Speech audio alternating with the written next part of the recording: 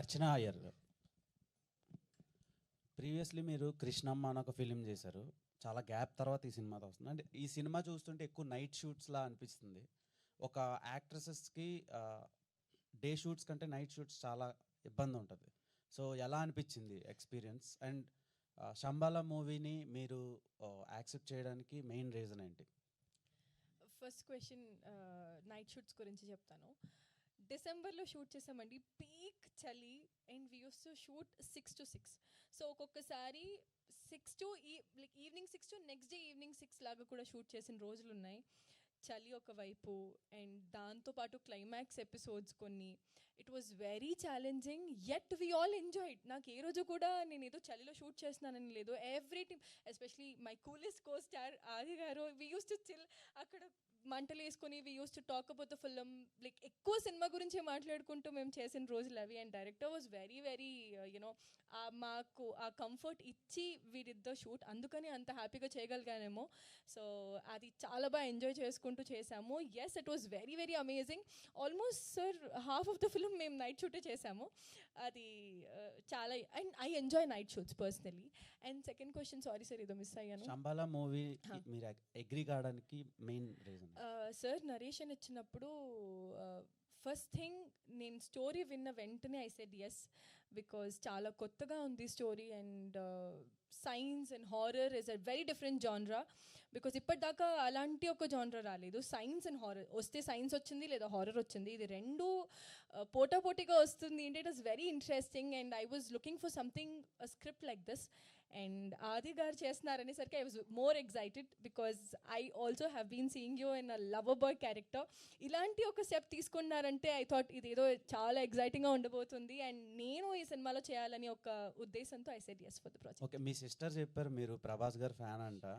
So Shambhala అనేది ప్రభాస్ గారు మూవీలో కూడా ఉంది, కల్కిలో. అదొక వరల్డ్ ఉంటుంది సపరేట్గా.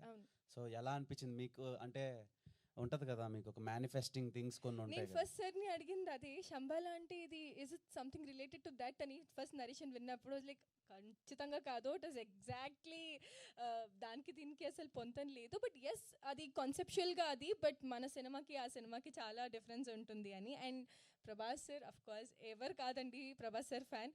సో ఆయన లాంచ్ చేయడం అందరికీ తెలుసు, ఇండస్ట్రీలో ఆయన పెద్ద గోల్డెన్ హ్యాండ్ అని. And I wish this works out, and ఆయన కూడా చాలా హ్యాపీగా ఫీల్ అవుతారు. ఓకే, ఆది గారు, మీ సినిమాలో ప్రతి సినిమాలో ఒక సాంగ్ ఉంటుంది, అది అలా హార్ట్స్లో ఉండిపోద్ది ఫస్ట్ నుంచి. అంటే ప్రేమ కావాలి మొత్తం చార్ట్ బస్టర్, లవ్లీ మొత్తం చార్ట్ బస్టర్. కానీ ఏ సినిమా వచ్చినా సరే ఒక సాంగ్ ఉంటుంది, ఆ సాంగే సినిమాని డ్రైవ్ చేస్తుంది అనమాట, థియేటర్ వరకు ఆడియన్స్ రావడానికి. చాలా ఉన్నాయి అందులో సాంగ్స్.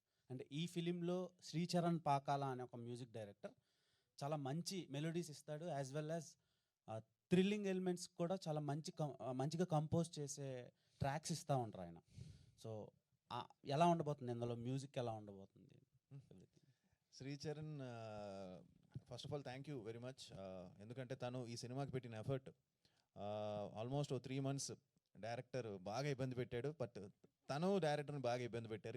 ఇద్దరు బాగా కొట్టుకొని చాలా మంచి అవుట్పుట్ ఇచ్చాడు ఈ సినిమాకి. తను హార్ట్ఫుల్గా చేశాడు. అండ్ శ్రీచరణ్కి thank you very much Sri. And yes, మీరు చెప్పినట్టు ఒక ప్రమోషనల్ సాంగ్ ఉందండి. సినిమాలో సాంగ్స్ ఉన్నాయి, బట్ బ్యాక్గ్రౌండ్లో ఉంటుంది అది, అంటే ఒక మాంటేజ్ టైప్లో. అది కూడా మంచి సాంగ్స్, మంచి సింగర్స్ పాడారు. ఒక సాంగ్ జావేద్ అలీ గారు పాడుతున్నారు, ఒకటి గీతా మాధురి గారు పాడారు, ఇంకోటి యామిని ఘంటసాల అని తను పాడింది, అలానే కార్తిక్ గారు. సో మంచి సాంగ్స్ ఉండబోతున్నాయి. బట్ ప్రమోషనల్ సాంగ్ అనేది హైలైట్ అవుతుందండి. అది మొన్నే ట్యూన్ వచ్చింది, చాలా బాగుంది, అది షూట్ చేయబోతున్నాం. So it's a promotional song. అది first total video and song ముందే వదిలేస్తాం. All the best sir. Thank you. Director గారు